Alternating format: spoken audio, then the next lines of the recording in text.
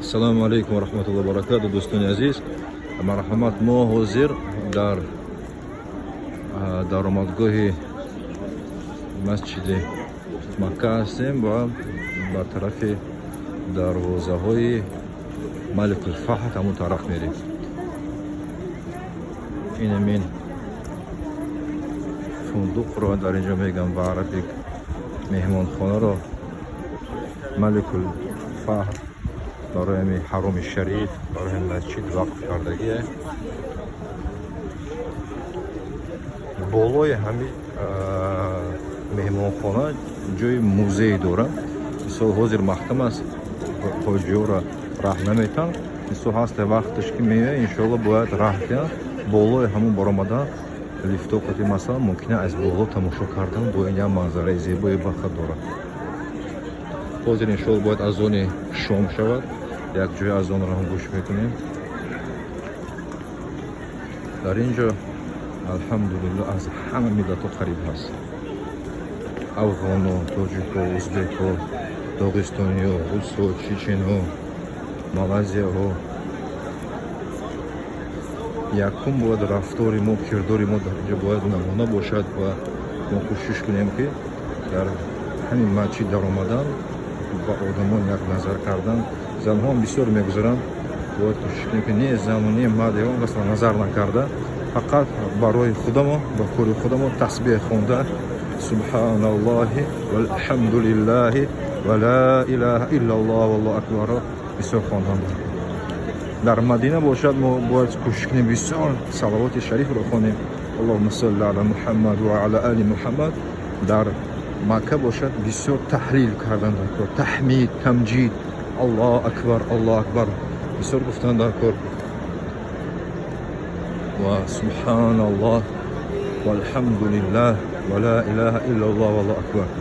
مرحبا. در اینجا این میخه اصلا برای آدمایی که کسل هستن، مثلا مادر ما که در همین کلاسکاهای آره بیماران میشینن، همین میشینن، این شخصا مثلا چیکار میکنن؟ این شخصا میتوانن با لیفت، این مرحمت میکنن با لیفت در آیم و ما حاضر میدرایم با این شخص میبینیم چی طور است. با لیفت میدرایم و با لیفت پایان و بالا میخوام. این خیلی سبک برای این شخصا. مرحمت نگاه کنید. این در همه جایی هر طرف های همین مسجد موجود است. برای آدم های بیمار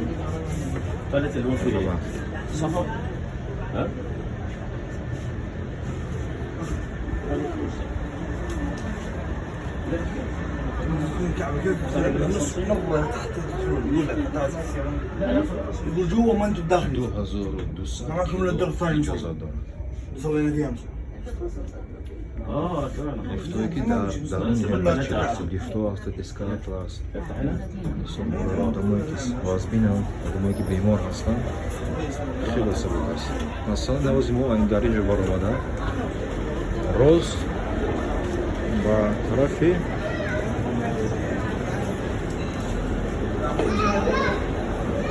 صفا مروه، مثلا کوههای صفا مروه و همین طرف هسته. در اینجا پای از ظهر باید ما بروریم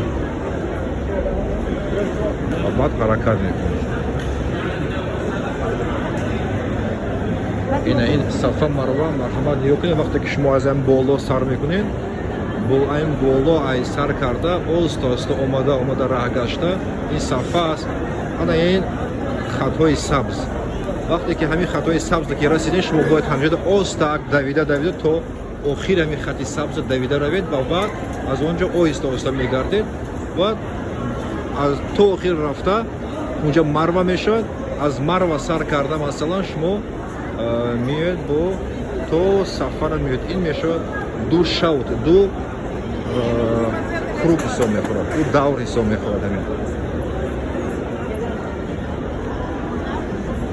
آدمای بیمار، آدمای کسلی 80 ساله 90 ساله در اینجا صحت میشه. چند بیمار است که آب زمزم را نوشیده از کسل‌های رگ صحت شدگی. این شانس‌ها خیلی زیاد هستند. نماز شام قریب اومده ایستاده است انشاءالله کمتر دیگه صبر میکنیم اون اذان شما رو یک جای گوش میکنیم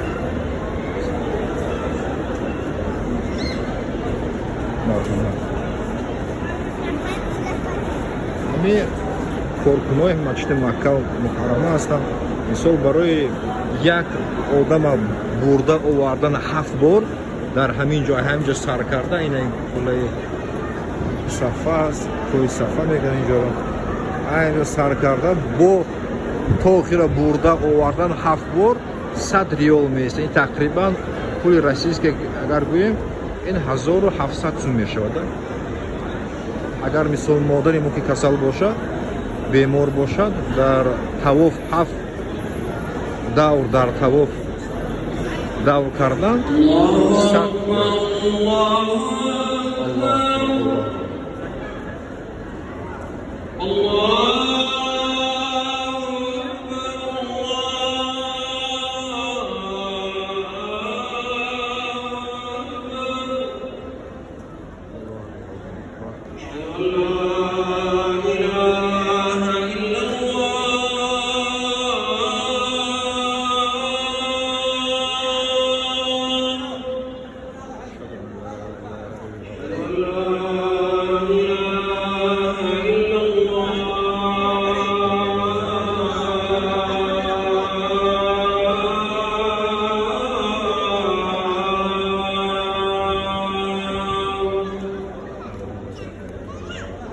أشهد أن محمد رسول الله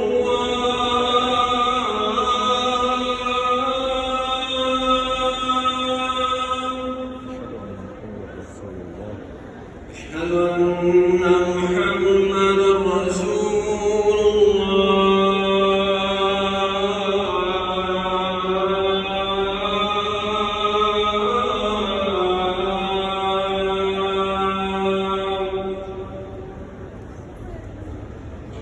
حي على الصلاة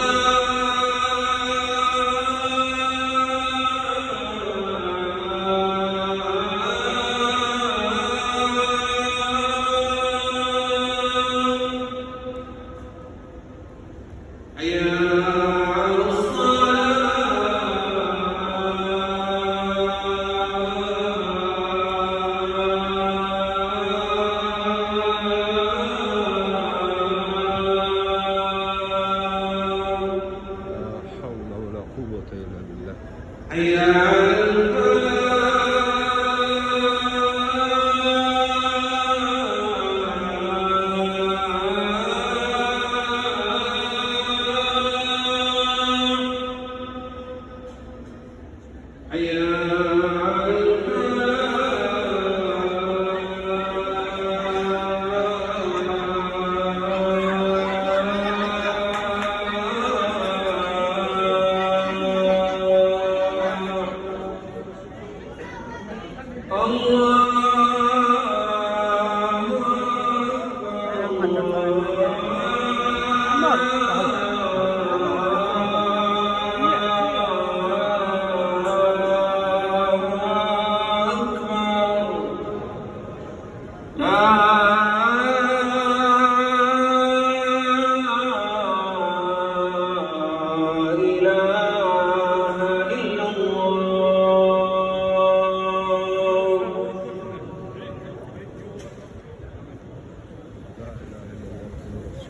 الصلاة والسلام عليك يا سيدي يا رسول الله الصلاة والسلام عليك وعلى آلك وصحبه اللهم رب هذه الدعوة التامة والصلاة القائمة آت سيدنا محمد الوسيلة والفضيلة وابعثه مقام محمود الذي وعدته وارزقنا شفاعته يوم القيامة إنك لا تخلف الميعاد پروردگارم دعای ما را استجاب گردان یا رب العالمین پروردگارم امت محمد رسول الله علیه و سلم را در پامت حفظ کن این آن دنیای ما را خیر بگردان رحم بگردان پروردگارم برای همه ما نصیب روزی این روزها و دیدار این روزها و این مکانها بگردان یا رب العالمین یا حی قیوم